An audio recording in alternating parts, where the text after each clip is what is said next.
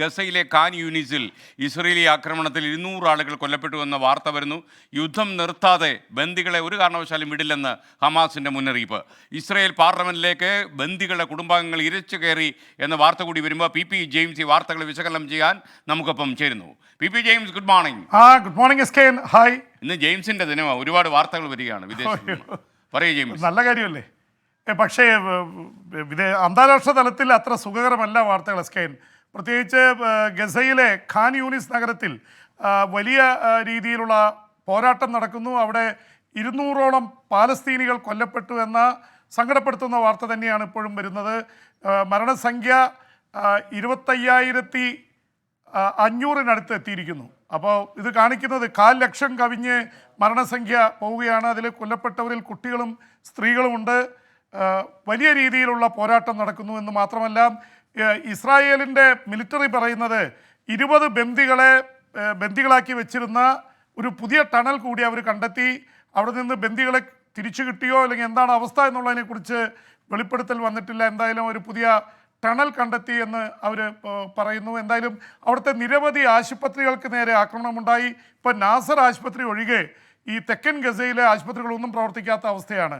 വല്ലാത്ത രീതിയിൽ ഈ മുറിവേൽക്കുന്നവരെയൊക്കെ ചികിത്സിക്കാൻ സംവിധാനമില്ലാത്ത തരത്തിലേക്ക് കാര്യം എത്തിയിരിക്കുന്നു. അതിനിടയിൽ ഇസ്രായേലിലും വല്ലാത്ത അവസ്ഥയാണ്. ഇസ്രായേൽ പാർലമെൻറ്റിലേക്ക് ബന്ദികളുടെ കുടുംബാംഗങ്ങളും അതുപോലെ തന്നെ സുഹൃത്തുക്കളും എരച്ചു കയറി. അവിടെ ഫിനാൻസ് കമ്മിറ്റിയുടെ യോഗം നടക്കുകയായിരുന്നു. അത് മീറ്റിംഗ് തടസ്സപ്പെട്ടു.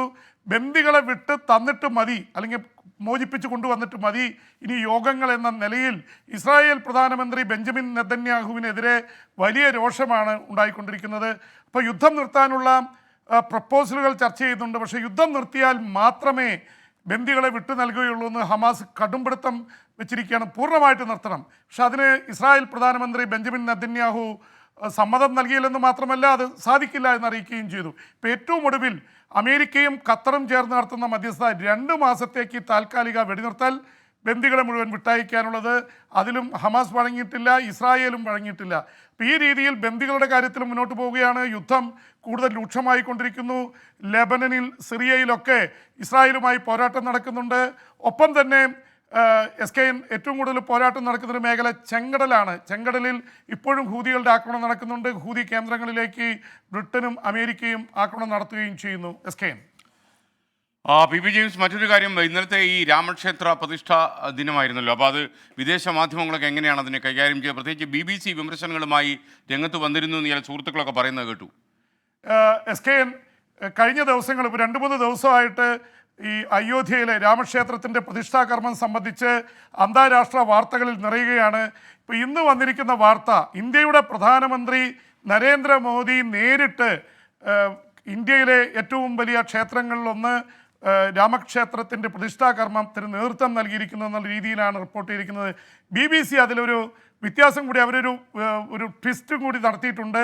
16-ാം നൂറ്റാണ്ടിൽ ഉണ്ടായിരുന്ന മോസ്ക് 92-ൽ പൊളിച്ച് അതിൻ്റെ സ്ഥാനത്ത് ഒരു ഹിന്ദു ടെമ്പിൾ നിർമ്മിച്ചിരിക്കുന്നു എന്ന രീതിയിലാണ് BBC വാർത്ത നൽകിയത്. ഒരുപക്ഷെ ഇന്ത്യയിലെ ഭരണ സർക്കാരിന് തലവേദന ഉണ്ടാക്കുന്ന തരത്തിലുള്ള ഒരു റിപ്പോർട്ടാണ് BBC നൽകിയിരിക്കുന്നത്. പ്രത്യേകിച്ച് മുസ്ലിം രാജ്യങ്ങളിൽ അല്ലെങ്കിൽ ഇസ്ലാം മത വിശ്വാസികൾക്കിടയിലൊക്കെ വലിയ തരത്തിലുള്ള രോഷമുണ്ടാക്കുന്ന തരത്തിൽ ഉള്ള റിപ്പോർട്ടിംഗ് ആണ് ഇന്ന് BBC നടത്തിയിട്ടുള്ളത്.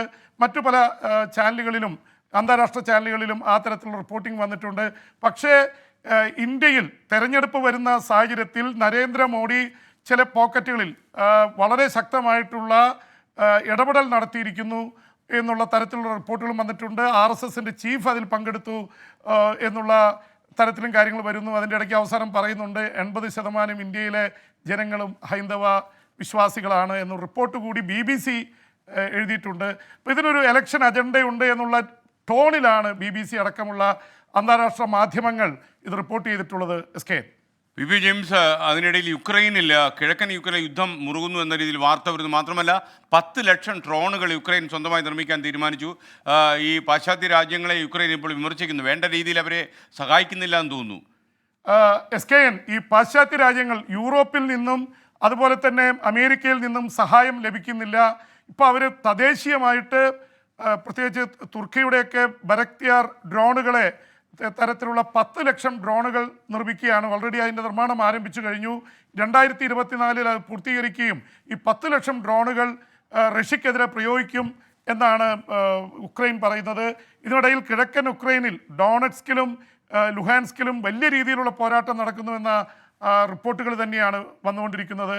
അതിനിടയിൽ ഉക്രൈൻ പ്രസിഡന്റ് വ്ളാഡിമിർ സെലൻസ്കിയുടെ സംഘം, അവരുടെ അഡ്വൈസർ അടക്കമുള്ളവർ പാശ്ചാത്യ രാജ്യങ്ങളെ കുറ്റപ്പെടുത്തിക്കൊണ്ട് അതിശക്തമായി രംഗത്ത് വന്നിട്ടുണ്ട്. അവരാരും സഹായിക്കുന്നില്ല, ഈ രീതിയിൽ പോയാൽ റഷ്യക്ക് അനുകൂലമായ നിലപാട് സ്വീകരിക്കുന്ന തരത്തിലേക്ക് യൂറോപ്പ് പോവും, അങ്ങനെ വന്നാൽ റഷ്യ ഞങ്ങളെ പിടിച്ചടക്കിയാൽ യൂറോപ്പിൽ പിന്നെ സാമ്രാജ്യത്വ ശക്തി യൂറോപ്പിൻ്റെ മറ്റു രാജ്യങ്ങളിലേക്കും കടന്നു വരും എന്നുള്ള വാണിംഗ് ആണ് അവർ നൽകിയിട്ടുള്ളത്. എന്തായാലും ഇത് സംബന്ധിച്ചുള്ള വലിയ തരത്തിലുള്ള ചർച്ചകൾ നടക്കുന്നുണ്ട്. പക്ഷേ യൂറോപ്പിന് സഹായിക്കാൻ കഴിയാത്തതിൻ്റെ പ്രധാന കാരണം അവിടുത്തെ ഈ യൂറോപ്യൻ യൂണിയനിലും നാറ്റോയിലൊക്കെ അംഗമായിട്ടുള്ള ഹംഗറി റഷ്യ അനുകൂലിയാണ്. ഹംഗറി ഒരു തരത്തിൽ വീറ്റോ ചെയ്തിരിക്കുകയാണ്, പണം കൊടുക്കാൻ പറ്റുന്നില്ല. അമേരിക്കയിലാണെങ്കിൽ അവിടുത്തെ പ്രസിഡന്റ് ജോ ബൈഡന് പണം കൊടുക്കണമെന്ന് ആഗ്രഹമുണ്ട്, അവിടുത്തെ കോൺഗ്രസ് പാസ്സാക്കുന്നില്ല. റിപ്പബ്ലിക്കൻ പാർട്ടി അതിശക്തമായിട്ട് ഉക്രൈനിലേക്ക് പണം ഇടുന്നതിനെ എതിർക്കുകയാണ്. അതിൽ ട്രംപിൻ്റെ കൈയുണ്ടെന്ന് പറയുന്നു. കാരണം ട്രംപിനെ സംബന്ധിച്ചിടത്തോളം അടുത്ത തെരഞ്ഞെടുപ്പിൽ ജയിക്കണമെങ്കിൽ റിപ്പബ്ലിക്കൻ സ്ഥാനാർത്ഥിത്വം ലഭിച്ചാൽ ജോ ബൈഡനുമായിട്ടാണ് ഏറ്റുമുട്ടേണ്ടി വരിക. ജോ ബൈഡൻ ഒരു പരാജയമാണ് എന്ന് വരുത്തി തീർക്കാൻ ഏറ്റവും നല്ല വഴി ഉക്രൈൻ ഇസ്രായേൽ യുദ്ധങ്ങളിൽ അമേരിക്ക പരാജയപ്പെട്ടു എന്ന് വരുന്നതാണ്. അതുകൊണ്ട് ട്രംപിൻ്റെ കൈ ഉണ്ടെന്ന് പറയുന്നു. ഇവിടുന്ന് പണം നൽകാൻ പറ്റുന്നില്ല. റഷ്യ കുറച്ചും കൂടിയും മുന്നോക്കം പോയിക്കൊണ്ടിരിക്കുകയാണ് എന്ന് മാത്രമല്ല, റഷ്യൻ പ്രസിഡന്റിന് ഇതൊരു ജീവൻ മരണ പോരാട്ടമാണ്. 5ാം തവണ അദ്ദേഹം പ്രസിഡന്റായി മത്സരിക്കുന്നത് മാർച്ചിലാണ്. അവിടെ റഷ്യ കൂടുതൽ ആധിപത്യം ചുമത്തുന്നു, യുക്രൈൻ യുദ്ധത്തിലെന്ന് വരണം, അതിനുവേണ്ടിയുള്ള നീക്കങ്ങളാണ് നടത്തിക്കൊണ്ടിരിക്കുന്നത്. ആ തരത്തിൽ കാര്യങ്ങൾ മുന്നോട്ട് പോകുന്നു. എസ്കെൻ. Okay, thank you P P James. മറ്റൊരു കാര്യം, ഈ ചന്ദ്രനിലിറങ്ങിയ ജപ്പാനിൻ്റെ പേടകം 3 മണിക്കൂറിലധികം 3 മണിക്കൂർ കഴിഞ്ഞപ്പോൾ പ്രവർത്തനരഹിതമായി എന്ന വാർത്ത വരുന്നു. എന്താണ് സംഭവിച്ചത്? എസ്കെൻ, ഇന്ത്യ മറ്റേ ദക്ഷിണ ധ്രുവത്തിൽ ഇറങ്ങിയ ആ സ്റ്റൈലിൽ തന്നെയാണ് ജപ്പാൻ കാര്യങ്ങളൊക്കെ ഓപ്പറേറ്റ് ചെയ്തത്. പക്ഷേ ഇന്ത്യ നടത്തിയതിൽ നിന്ന് വ്യത്യസ്തമായ ഒരു കാര്യം പറ്റി. ഇന്ത്യയുടെ മൂൺ ലാൻഡർ ഇറങ്ങിക്കഴിഞ്ഞ് നേരെ സൂര്യപ്രകാശമുള്ള ഭാഗത്തേക്കാണ് സോളാർ പാനലുകൾ വിടർന്നത്. കൃത്യമായി പ്രവർത്തിച്ചു. സൂര്യൻ അവിടെ നിന്ന് പോയി 15 ദിവസം കഴിഞ്ഞപ്പോഴാണ് ഇതിൻ്റെ പ്രവർത്തനം നിലച്ചത്. പക്ഷേ ഇവിടെ സംഭവിച്ചത്, ഇവർ ലാൻഡ് ചെയ്തപ്പോൾ തന്നെ ബാറ്ററികൾ വീക്കായി, അത് ഷട്ട് ചെയ്യേണ്ടി വന്നു. പക്ഷേ അത് കഴിഞ്ഞ് സോളാർ പാനലുകൾ പ്രവർത്തിപ്പിക്കാൻ കഴിഞ്ഞില്ല. എന്ന് മാത്രമല്ല, സോളാർ പാനലുകൾ ലക്ഷ്യം വെച്ചിരിക്കുന്നത് സൂര്യപ്രകാശമുള്ള ഭാഗത്തേക്കല്ല.